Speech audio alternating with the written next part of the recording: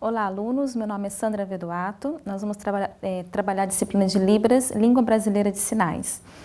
A minha primeira formação é em fonoaudiologia e tenho especialização também em educação bilíngue para surdos, Libras, língua portuguesa. Também tenho certificado para tradução, interpretação e ensino da língua. E estou fazendo um mestrado na área da interpretação, onde o aluno surdo está incluso no ensino superior, certo? Nesse primeiro vídeo-aula, nós vamos falar algumas características que diferencia a pessoa que é chamada deficiente auditivo daquela pessoa que é chamada, então, pessoa surda, que é o usuário da língua de sinais. Primeiramente, o que é a deficiência auditiva, quais são os graus da perda auditiva, quais são também as causas da deficiência auditiva, nós vamos apresentar agora nesse primeiro vídeo-aula. No slide, observem só. Nós temos aqui a classificação da deficiência auditiva, tá? Então, a audição normal, que somos nós ouvintes, ela fica de 10 a 25 decibéis, a perda auditiva leve de 26 a 40 decibéis. A perda auditiva leve é interessante vocês prestarem um pouquinho atenção. A perda auditiva moderada também de 41 a 70 decibéis, a perda auditiva severa de 71 a 90 decibéis e a perda auditiva profunda de 90 decibéis. Quando nós falamos de deficiência auditiva, é importante também nós entendermos que hoje já existe pelo SUS, onde a criança nasce em alguma maternidade municipal, a mãe tem o direito, então, de levar a criança a ser realizado o teste da orelhinha. Então, diferentemente de antigamente, onde as crianças, os pais sabiam que a criança tinha perda auditiva com 1 ano e meio, 2 anos de idade, porque seria uma fase onde a criança deveria estar falando frases, né, ter um grande vocabulário de palavras e não apresentava, então percebia-se a deficiência auditiva. Hoje não. A criança nasce, com 48 horas de vida, é realizado o teste da orelhinha. Então, os pais, eles já saem da maternidade sabendo se a criança tem perda auditiva ou não.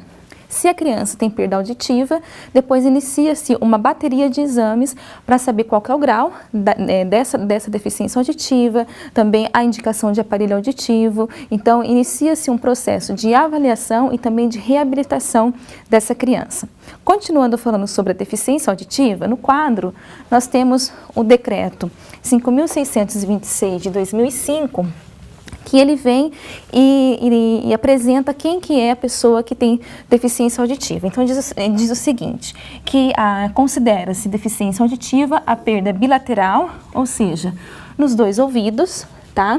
Parcial ou total de 41 decibéis, ou mais, aferida por um audiograma, e nós temos aqui a frequência, onde é feita uma continha para saber, então, qual que é o grau dessa deficiência auditiva. O decreto, ele vem falando a respeito de que só considera quem tem a perda auditiva bilateral, tá?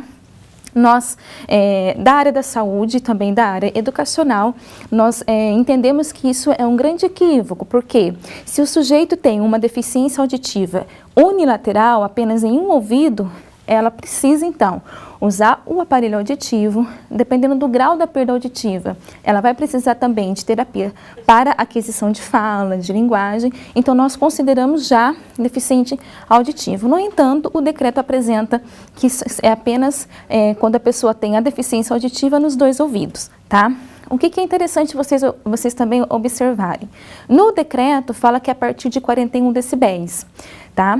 O indivíduo que tem uma perda auditiva leve, que seria lá até o 40 decibéis, ele também precisa usar o aparelho auditivo, certo?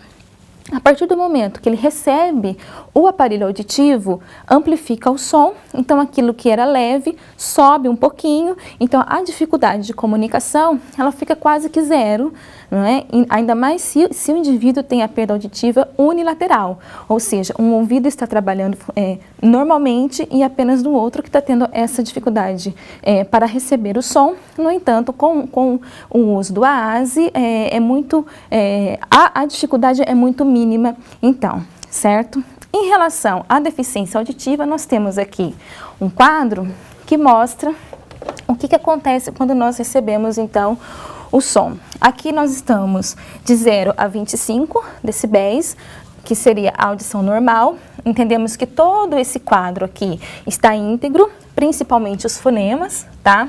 O indivíduo que tem a perda auditiva de 41 decibéis, nós entendemos ainda que todos esses sons abaixo estão preservados, tá? Os sons acima, eles não são preservados. O que é importante a gente pensar? O indivíduo que tem uma perda auditiva severa profunda, 90 decibéis, ainda está presente aqueles sons que são de alta intensidade e também graves, ou seja, o motor de um avião, o motor de um carro, o motor de uma moto, ainda está presente todos esses sons, certo? Por isso que o professor ele precisa ter um olhar muito específico com os seus alunos, porque embora a criança tenha essa deficiência auditiva, não é? Então a criança ouve o carro passando, ouve às vezes a moto passando e o professor não percebe, mas essa criança está em um ambiente que tem muito ruído, não é? A fala do professor, os coleguinhas que estão conversando, às vezes o som que está acontecendo extra-sala, e a criança começa a ter dificuldade no seu desenvolvimento escolar, justamente porque tem a deficiência auditiva, tá? Em relação à deficiência auditiva, no quadro, nós vamos apresentar algumas causas, tá? Primeiramente, no período pré-natal, ou seja, durante a gestação. Alguns fatores genéticos ou também hereditários podem causar deficiência auditiva. Algumas doenças contraídas pela mãe durante o período gestacional pode também causar a deficiência auditiva. Aí nós temos a exposição da mãe a drogas, medicamentos que podem também afetar a audição e radioterapia no primeiro semestre. Nós temos depois as causas no período chamado perinatal, ou seja, no momento que a criança nasce, pode ser a criança que nasce com muito baixo peso e prematura, tá? A falta de oxigênio, anóxia, né? Trauma também de parto, usava-se muito fórceps, causava também deficiência auditiva, pode causar, e o trauma sonoro. O último período que nós chamamos que podem também trazer algumas causas, né, da deficiência auditiva é o pós-natal. A criança já nasceu, já está com alguns meses de vida ou anos de vida e ela tem uma meningite, uma cachumba, um sarampo, as otites e uso de alguns medicamentos de forma muito excessiva pode causar deficiência auditiva, certo? Muito bem. É importante a gente entender que ocorrem 3 períodos, tá? Que causam a deficiência auditiva, certo? No entanto, todos nós, com o avanço da idade, nós também podemos perder a nossa audição, certo? Então, é necessário ter um pouco de atenção, alguns cuidados com o nosso ouvido também, certo? Nós temos mais alguns slides que vão falar em relação à deficiência auditiva e esse, principalmente, descreve quem que é o deficiente auditivo, tá? Olhem só, o deficiente auditivo é aquele que teve acesso à cultura e à língua da sociedade majoritária, ou seja, a língua e a cultura dos ouvintes, tá? Este não se enquadra na cultura surda porque possui um problema, ou seja, uma deficiência que pode ser eliminada pelo simples aumento de volume de som ou o uso do aparelho de amplificação sonora individual, que é essa sigla aqui. Então, nós entendemos que a pessoa deficiência auditiva, qual que é a principal característica que vai diferenciar do sujeito que tem surdez? Tem a cultura da sociedade ouvinte e usa também a língua oral, certo? No próximo vídeo, nós vamos falar a respeito do surdo, quem que é a pessoa surda.